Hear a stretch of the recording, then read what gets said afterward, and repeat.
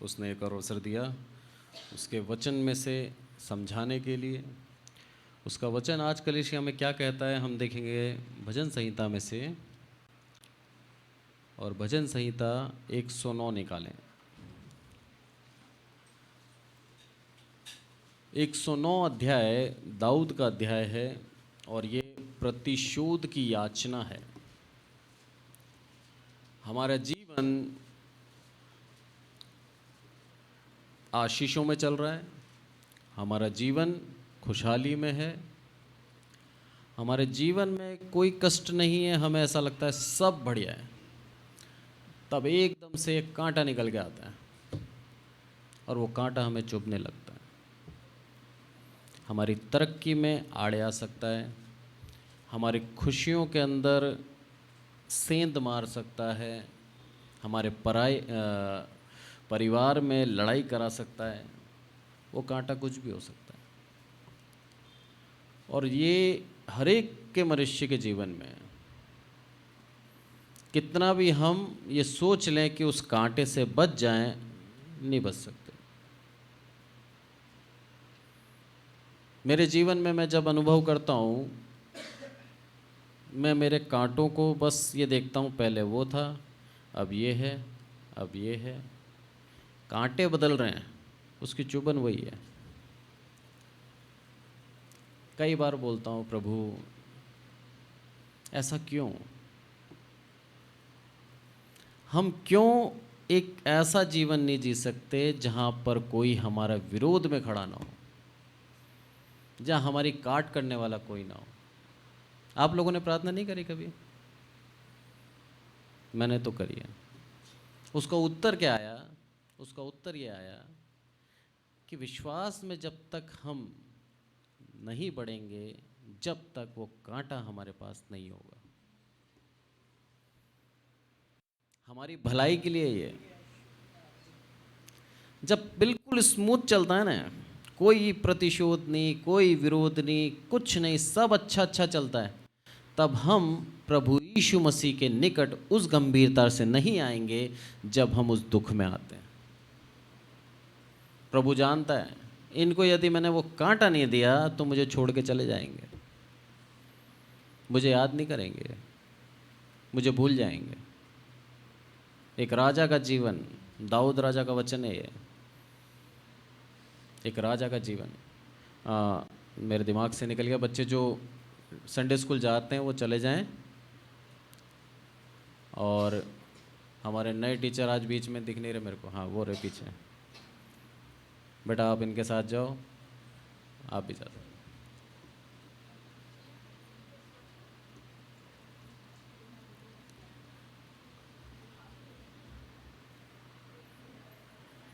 बच्चों की आंखों से मुझे पता लगा कि अरे कुछ भूल गया तू।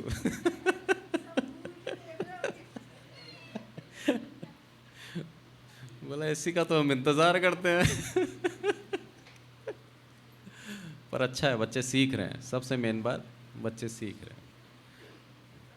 तो यहाँ पर पूरी जब हम चैप्टर को पढ़ते हैं 109 को, तो यहाँ पर दाऊद राजा का जो एक फ्रस्ट्रेशन बोल लो या फिर दाऊद राजा की एक परेशानी बोल लो कि जीवन में उसको शांति नहीं मिल रही।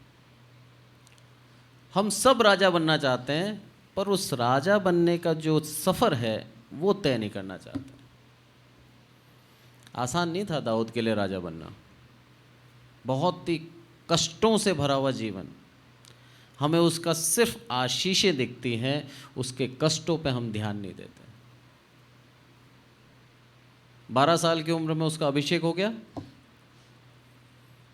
मेरे को विश्वास है बाइबल नहीं कहती, पर जो उसके 7 भाई थे जो योग्य थे शरीर में, डील डॉल में, उन लोगों को कहीं ना कहीं दाऊद से ईर्ष्या हुई होगी। मानव है हम मनुष्य हैं। हमें छोड़कर, हम योग्य को छोड़कर अगर किसी अयोग्य को ले लेंगे, तुरंत आता है अरे प्रभु मैं नहीं था क्या? उनको भी हुआ होगा। पर शमूएल क्या बोलता है? परमेश्वर ने उसका दिल देखा है। हमें जब चुनता है प्रभु, हमारे दिल को देख के चुनता है, हमारे डील डॉल से उसे कोई मतलब नहीं। हमारे शक्ति से उसे कोई मतलब नहीं, हमारी खूबसूरती से उसको कोई मतलब नहीं। प्रभु यीशु मसीह कोई मतलब नहीं आप कैसे दिखते हैं, आपके अंदर कितनी शक्ति है, आपके पास कितने पैसे हैं, आप कितने गरीब हो, उससे कोई मतलब नहीं। वो सिर्फ आपका दिल देखता है कि ये दिल मेरे को कितना सम्मान देता है।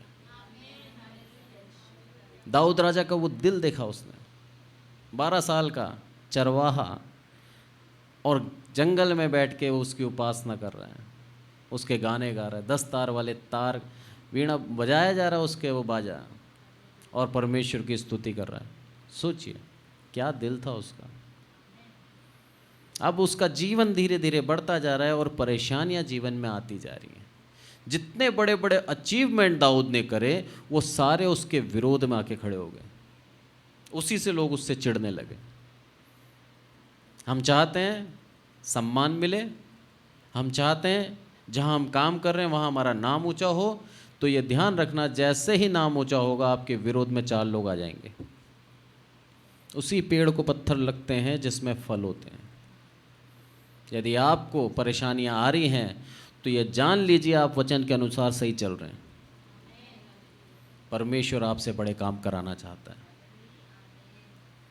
वो आपको परख रहा है कि कितना मेरे संग है ये, या फिर सिर्फ मेरे विश्वास को ये इसलिए करता है कि आशीष पाए। अगर हम सिर्फ आशीषों के लिए आए हैं तो सताव आते ही चले जाएंगे। जैसे कल एक इंटरव्यू देखा मैंने, एक क्रिश्चियन का सभा के बाहर में रिपोर्टर खड़े हो गए और बोलते हैं धर्मांतरण किया जा रहा है साहब, आपका भी धर्मांतरण किया। उसने सबसे पहले क्या बोला मालूम है? बोला मेरे को 2 करोड़ रुपए दे दो आप, क्या मैं मेरे पति को छोड़ सकती हूँ?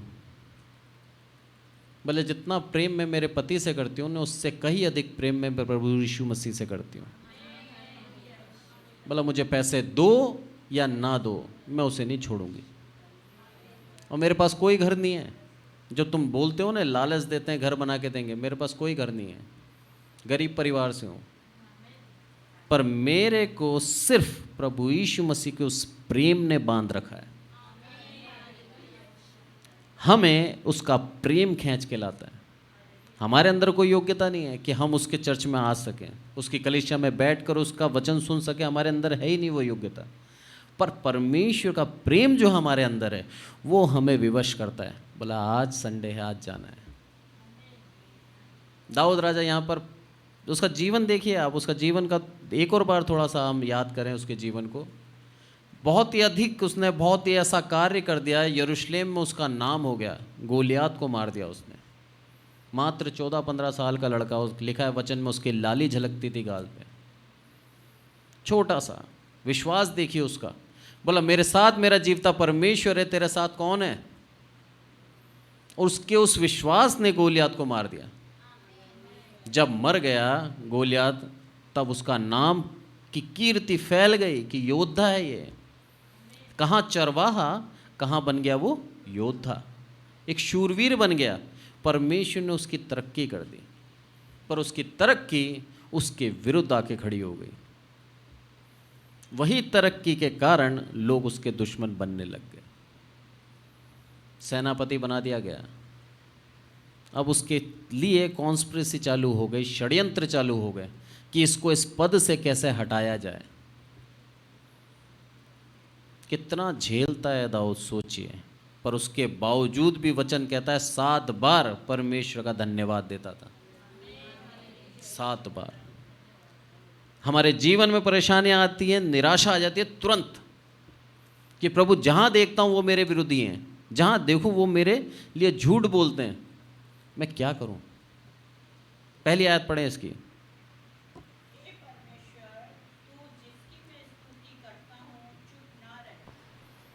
हे परमेश्वर जिसकी मैं स्तुति करता हूं चुप ना रहे।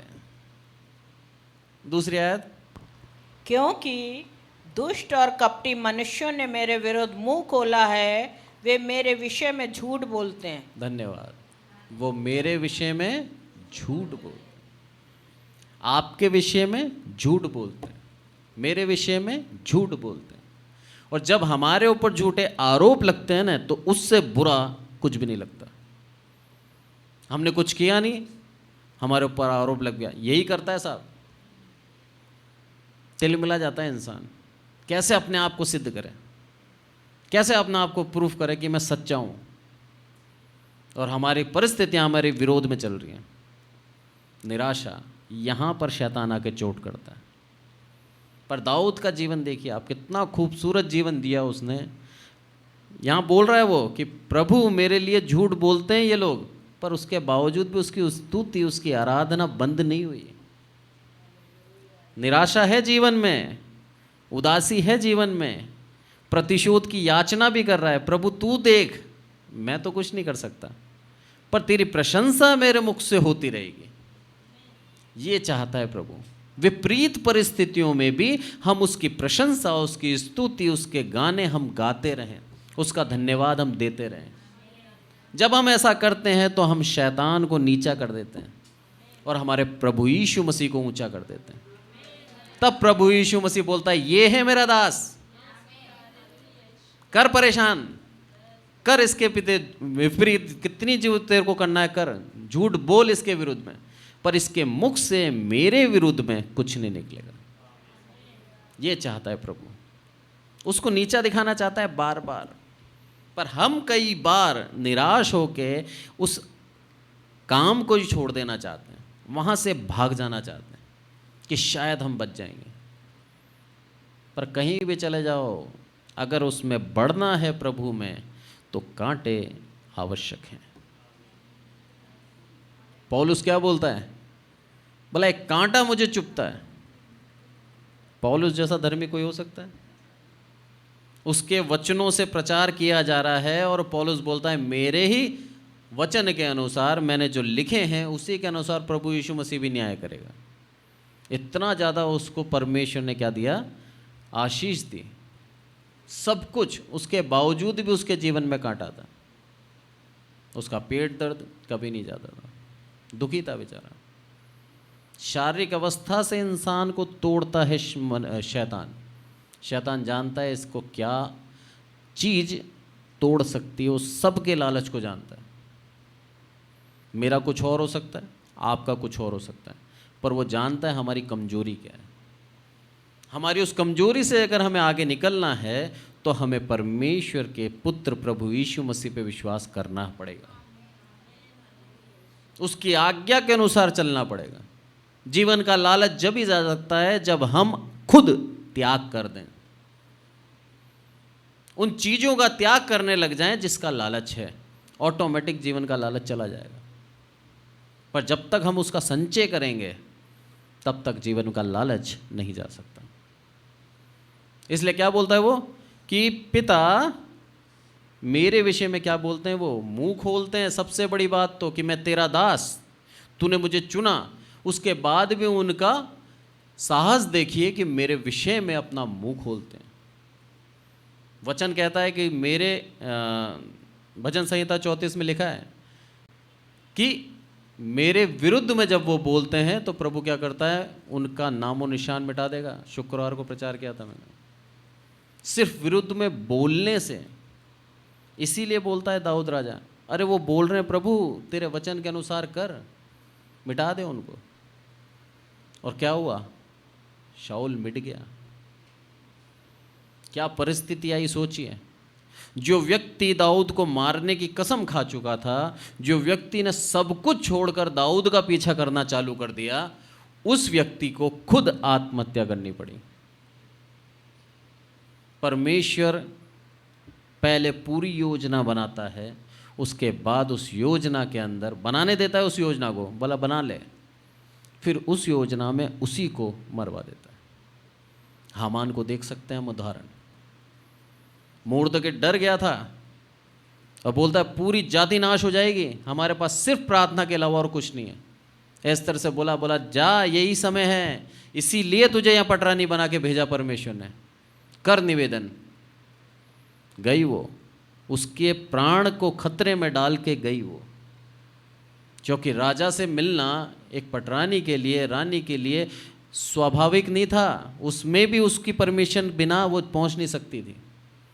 पर जब वो गई और उसको मारने के लिए सैनिक वहाँ पर थे, तब राजा ने राजदंड आगे कर दिया, बोला मत मार, आने दे इसको, नहीं तो एस्तर मर सकती उस समय। अपनी जान की परवाह किए बिना समाज की और पूरी यहूदी जाति की चिंता उसके अंदर थी, और पहुंच गई। और बताया उसने, इतिहास पढ़ के बताया, और बताया मुर्दके को कुछ सम्मान नहीं दिया। जो खंबा बनाया गया था उसमें हामान को लटकाया गया। इतना सर्वशक्तिमान और सामर्थी परमेश्वर है हमारा। इंतज़ार करें बस और प्रार्थना करें, आपके कांटे को वो हटा देगा, और उस कांटे का वही नतीजा होगा जो वो आपके साथ करना चाहता है। ये है सच्चाई। मेरे जीवन में मैं बताता हूँ आपको, मैं जब यहाँ नया नया आया था 2014 में, तब कई स्टाफ मेरे विरुद्ध हो गए थे। रीज़न ये था कि मैं उनसे काम करवाता था। उनकी आदत पड़ी हुई थी बिना काम करे डायरी भर दो, पढ़ाने के लिए मत बोलो। जब उनके ऊपर काम आया और उनका 3 मंथ में फीडबैक लेना मैंने स्टार्ट करा कि जो पढ़ाया है बच्चे बताना चाहिए, आपने क्या पढ़ाया पता तो लगे। तो उनको जब इनसिक्योरिटी फील हुई कि ये तो जॉब ख़त्म कर देगा, ग्रुप बना के 3 जने थे, मेरे को निकालने की साजिश रचने लगे। झूठ जो यहाँ लिखा है ना कि वह झूठ बोलते हैं, हेड ऑफिस में झूठ फैलाने लगे। एक समय ऐसा आया, सैम सर को आना पड़ गया यहाँ पर। अब सोचिए कितनी बड़ी बात होगी। सैम सर को आना पड़ा, पर सैम सर को सच्चाई पता लग गई कि ये लोग झूठ बोलते हैं और ये लोग मक्कार हैं, काम नहीं करते। सर ने सबसे पहले आते ये बोला तीनों को निकाल दे जॉनी। मुझे निकालना चाह रहे थे, और क्या बोला सर ने, बोला तीनों को निकाल दे। मैं चाहता तो उनके ऑर्डर के बिना भी मैं तीनों को निकाल सकता था, इतनी ही पावर दे रखी है सर ने। पर जब बोला तो मैंने एक ही चीज़ बोली, मैंने कहा सर इनके भी बाल बच्चे हैं और ये भी वचन सीखें, समझें, उसके अनुसार चलें। नहीं निकालने दिया मैंने तीनों को। सर ने डांटा उनको, संभाला, कई साल उन्होंने काम करा, खुद अपने आप छोड़ के गए। मैंने नहीं निकाला था। परमेश्वर हमारे हाथ में देता है हमारे शत्रुओं को, फिर देखता है क्या करता है ये। दाऊद राजा के हाथ में दे दिया शाऊल को, बोला ले चाकू मार भी दे, बोला गया बागे का छोरा काटा और दिखा दिया उसने। अब बोल दिया कि मेरे हाथ में था तू, पर मैंने तेरे को नहीं मारो। हमारे शत्रु हमारे हाथ में भी आ जाएं तो हमें उससे क्षमा कर देना है, छोड़ देना है। उसका सबसे बड़ा कारण क्या है? क्योंकि हम भी कई जगह अधर्मी हैं, हम भी 100% शुद्ध नहीं है। प्रभु हमको भी क्षमा करता है तो वो हमसे भी चाहता है कि हम भी अपने अपराधियों को क्षमा करें। जब हम करते हैं उनको 100% क्षमा, तो वो हमारे उस अधर्म को भी क्षमा कर देता है। इसलिए क्या बोलता है, आगे पढ़े हम इसको, 17वीं आयत। वह शाप देने से प्रीति रखता था और शाप उस पर आ पड़ा।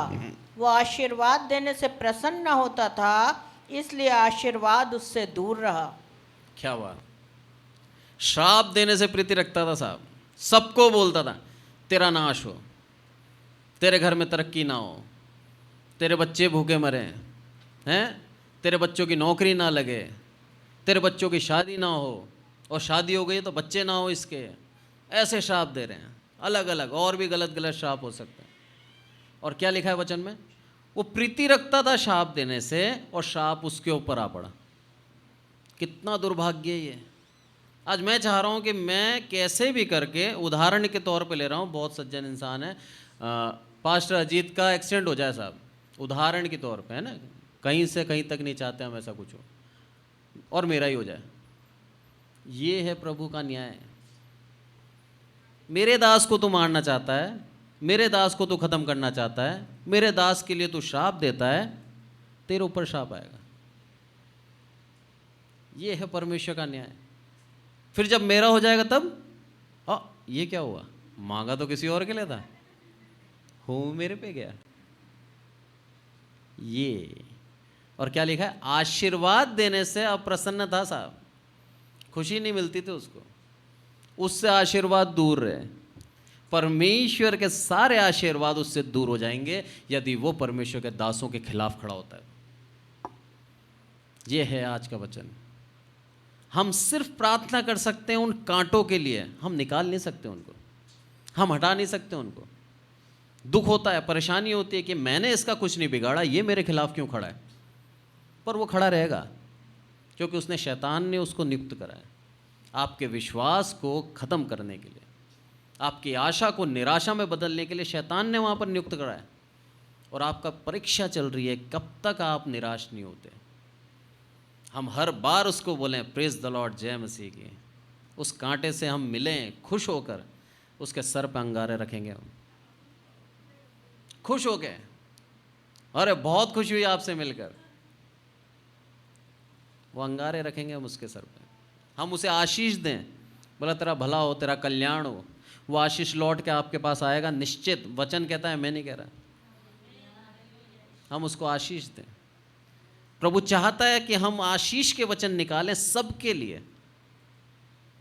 परमेश्वर यही चाहता है आज हमसे, क्योंकि ऐसे लोग अगर प्रार्थना भी करते हैं तो उनके लिए क्या लिखा है यहाँ पर 7वीं आयत में लिखे,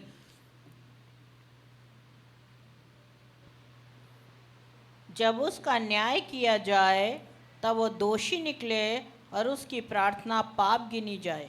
उसकी प्रार्थना पाप गिनी जाए। कितनी बड़ी बात है। हमारी प्रार्थना परमेश्वर स्वीकार करता है, ये बहुत बड़ी बात है। हमारे अंदर कोई योग्यता नहीं है, अब हम अपने आप को धर्मी नहीं कह सकते, क्योंकि यशाह ने साफ कह दिया है कि मनुष्य की धार्मिकता मेले चीतड़े के समान है, प्रभु तेरे आगे कुछ भी नहीं है हम। पर उसकी प्रार्थना पाप गिनी जाए, कब? जब वो दोषी निकले। और दोषी कब निकलेगा? जब हम हमारे अपराधों को नहीं मानेंगे, दोषी निकलेंगे। स्वीकार कर लो, और अगर कांटे की भूमिका निभा रहे हैं तो निभाना छोड़ दो। पर परमेश्वर ने हमें एक अच्छा समझ और बुद्धि का आत्मा दिया है। हम किसी के लिए कांटा नहीं बन सकते, हमारे अंदर वो है ही नहीं। मैं कई बार, मेरे से बहुत से लोग सलाह लेते हैं गाड़ी कौन सी लें, या फिर अलग अलग तरह की सलाह। जितना हो सकता है बेस्ट टू बेस्ट गाड़ी दिलाने की कोशिश करता हूँ, मेरे से अच्छी कीमत की और बढ़िया, जो उसके बजट में भी बैठ जाए और उसको बाद में परेशानी भी ना हो। कभी परमेश्वर की दया से गलत सलाह निकलती ही नहीं है।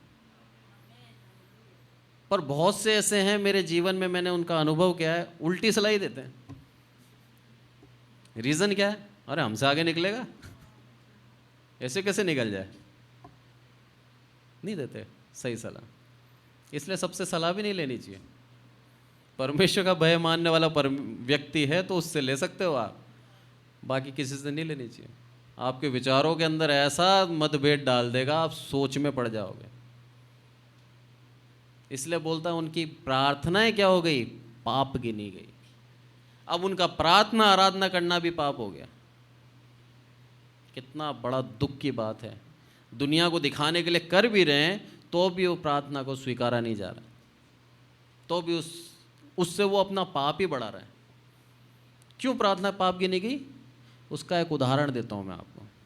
मान लो मैं हूँ और मैं चिढ़ता हूँ, ये वंदना दीदी बैठी है सामने, ठीक, इनका घर बन गया, मेरे पास प्लॉट भी नहीं है साहब, कहाँ से ला रहे हैं पैसा, कैसे कर रहे हैं ये लोग। अब मैं इनको गलत सलाह देना स्टार्ट कर रहा हूँ, अरे आपने गलत घर बना लिया, मत बनाओ, पैसा मत डालो, एक कमरा बना लिया ना बहुत है, अब जोड़ लो पैसा।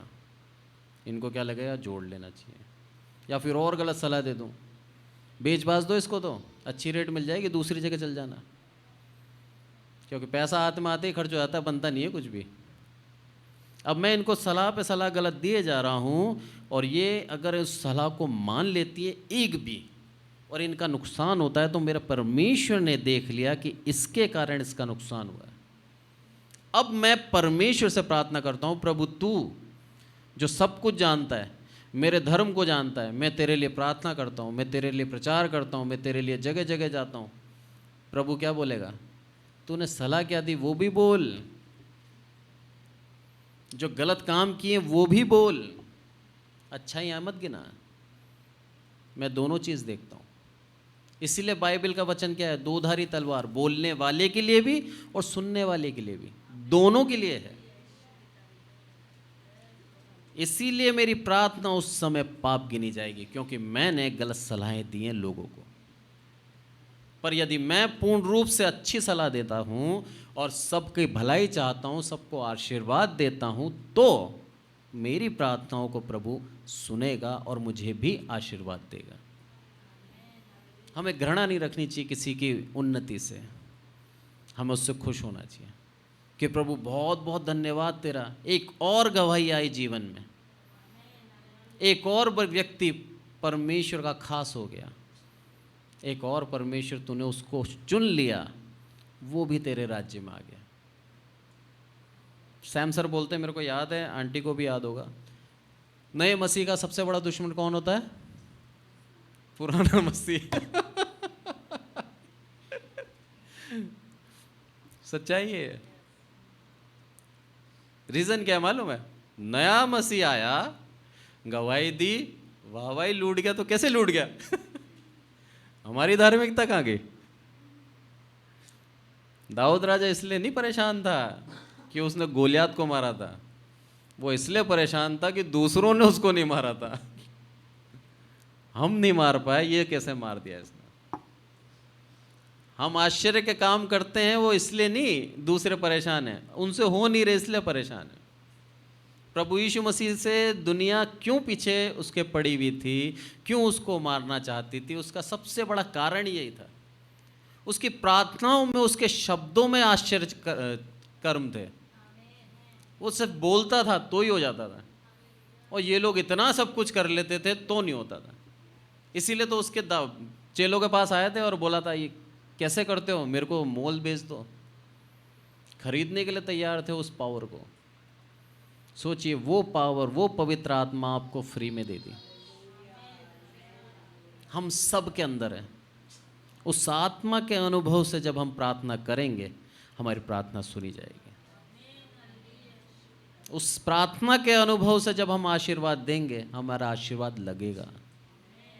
वचन कहता है, जब तुम किसी के घर जाओ तो क्या बोलो? तेरा कल्याण हो। ये चीज़ हमारे मुंह में होनी चाहिए। हम किसी के विरोध में नहीं, सबके पक्ष में खड़े होने वाले मसीह होने चाहिए। एक विश्वासी, एक संगति, एक कलीसिया, एक परिवार है। जब तक हम एक संग हैं, तब तक परमेश्वर हमारी प्रार्थनाओं को सुन रहा है। जब हम अलग अलग हो जाएंगे तो हमारी प्रार्थना एक नहीं हो सकती। फिर हमारे अंदर क्या होगा? इसकी प्रार्थना मत सुनना प्रभु, मेरी सुन। हम एक दूसरे के विरोध में हो जाएंगे। प्रभु नहीं चाहता ऐसा करें। और आगे बोलते हैं, एक और आयत पढ़ लें हम फटाफट, 18वीं।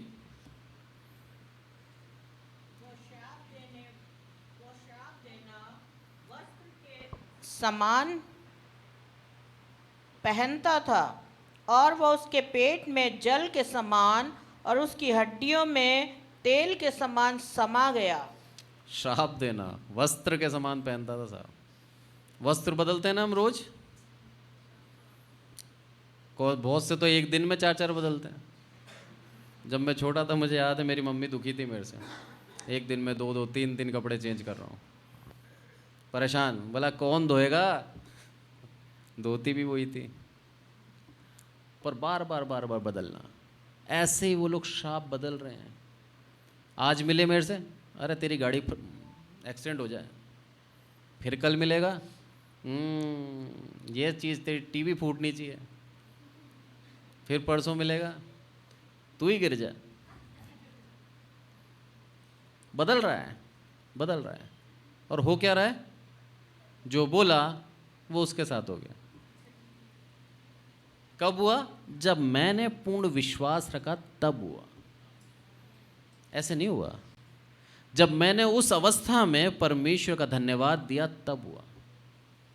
दाऊद राजा ने छोड़ा नहीं। उसके जीवन में हम देख सकते हैं 7 बार, किसे बोलते हैं, 7 बार पूर्ण श्रद्धा के साथ, अपनी इच्छा के साथ, किसी को दिखाने के लिए नहीं। परमेश्वर से प्रेम ही उसको इतना था कि उस प्रेम के खातिर उसे बार बार उसकी संगति में आना पसंद था। सोचिए क्या प्रेम था उसका। हम दिन में 2 बार पढ़ते हैं, एक सुबह शाम, 2 बार प्रार्थना करते हैं सुबह शाम। बीच में प्रार्थना अलग हो जाती है, कोई मिल गया कोई आ गया, वो बात अलग है, पर हम 2 बार करते हैं। इस चीज़ को बढ़ाने की मैंने कई बार कोशिश करी कि 3 बार कर लूँ या 4 बार कर लूँ, पर काम बोल लो या फिर मेरा अभी इतना लगाव नहीं हुआ, मैं नहीं कर पाया। पर इच्छा है मेरी कि इसको मैं बढ़ाऊँ। जितनी संगति बढ़ेगी उतना उसका अनुभव जीवन में बढ़ता जाएगा, उतना उसके ऊपर विश्वास बढ़ता जाएगा। मुझे याद है अभी जेकब भी आए थे तो वो बता रहे थे एक पास्टर के विषय में। सोचिए कितना परमेश्वर का अनुभव कर चुका था वो, कि वो बोलते हैं वो जब पास्टर साहब हमारे घर में आते हैं तो सुबह सिर्फ 2 इडली खाते हैं और कुछ नहीं चाहिए उनको, चाय के साथ दे दो, कैसे भी दे दो, कोई पैसा नहीं लेते हैं। पर आपके घर के अंदर आते ही क्या समस्या है वो आपको बता देंगे। सुबह से लेके शाम तक प्रार्थना करते रहेंगे, रात में भी आप जब तक सोएंगे नहीं तब तक प्रार्थना करते रहते हैं, और उस प्रार्थनाओं के अंदर परमेश्वर उनको बताता रहता है कि क्या क्या कमी है इस घर की। क्या परमेश्वर की संगति है उस व्यक्ति की, सोचिए कितनी अद्भुत संगति है कि प्रभु डायरेक्ट उससे बात कर रहा है प्रार्थना के द्वारा, और उस घर के हाल को बता देगा, क्या कमी है क्या परेशानी है वो बता देता है। प्रार्थना करके जाता है, बोला अब नहीं होगा, बोला प्रभु ने मुझे बताया है। ऐसा नहीं है कोई कोई जान पहचान वाले घर में जाता है, कहीं भी चल जाए, परमेश्वर का आत्मा उसको लेके जाता है और उस घर के सारी परेशानियों को दूर करता है।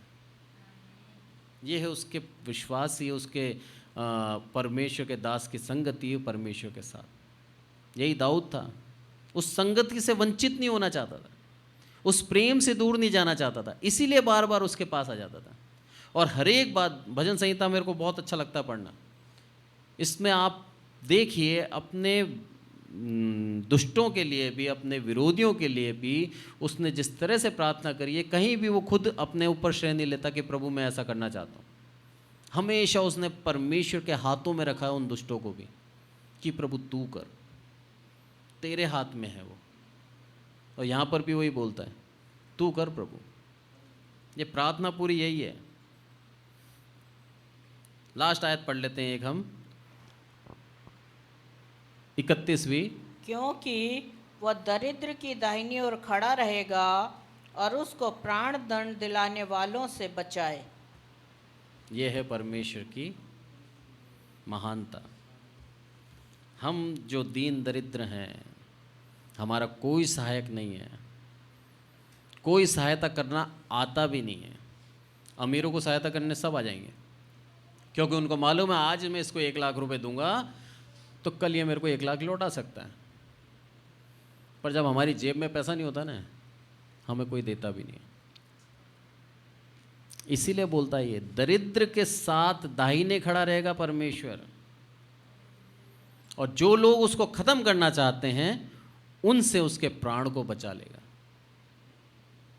ये परमेश्वर का वचन है। हमको जो श्राप देते हैं उनके ऊपर वो श्राप जाएगा। हमारे वह कांटा हमको चुभेगा तो सही, पर उस कांटे से हमारी मृत्यु नहीं होगी, उस कांटे का घाव बढ़ेगा नहीं। परमेश्वर हमें सिखाता है कि जीवन में विरोधी तो आएंगे, अगर विरोधी नहीं आ रहे हैं तो आप मेरे मार्ग में सही तरीके से नहीं चल रहे।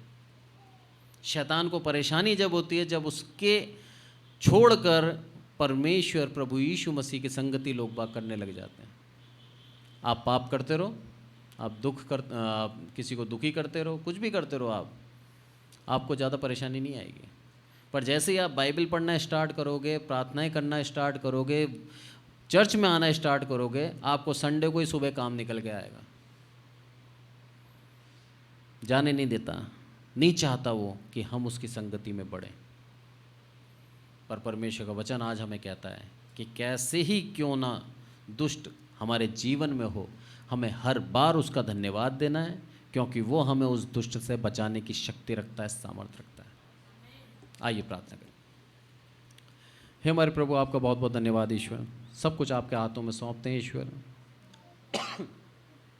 इस कलीसिया को आपके हाथों में सौंपते हैं ईश्वर।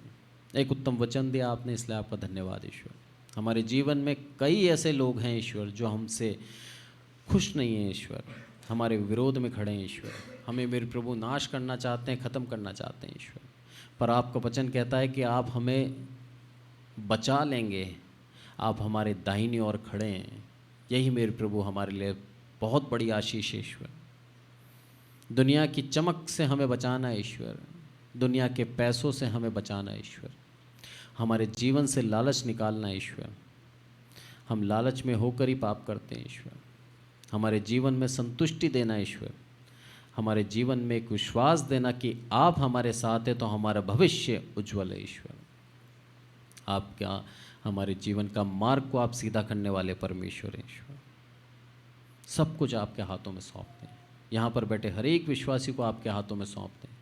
उनके जीवन के जो भी कांटे हैं मेरे प्रभु, उन कांटे को दूर करना है ईश्वर, और उनसे लड़ने की इनको शक्ति देना है ईश्वर। हर एक अवस्था में आपका धन्यवाद, आपकी स्तुति, आपकी आराधना इनके मुंह से निकलती रहे ईश्वर। हर एक अवस्था में मेरे प्रभु आपको धन्यवाद देने वाले हो सकें ईश्वर। सिर्फ आपकी दया और आपकी करुणा से हो सकता है ईश्वर। हमारे अंदर कोई योग्यता नहीं है ईश्वर। जब हम ऐसा करते हैं ईश्वर, तो जो कांटा हमारे विरुद्ध में है ईश्वर, वो खुद ब खुद हट जाएगा ईश्वर, खुद ब खुद नाश हो जाएगा ईश्वर। यह आपका वचन कहता है ईश्वर। सारी आदर महिमा आपको देते हैं ईश्वर। प्रभु यीशु मसीह के नाम से मांगते हैं, आमीन।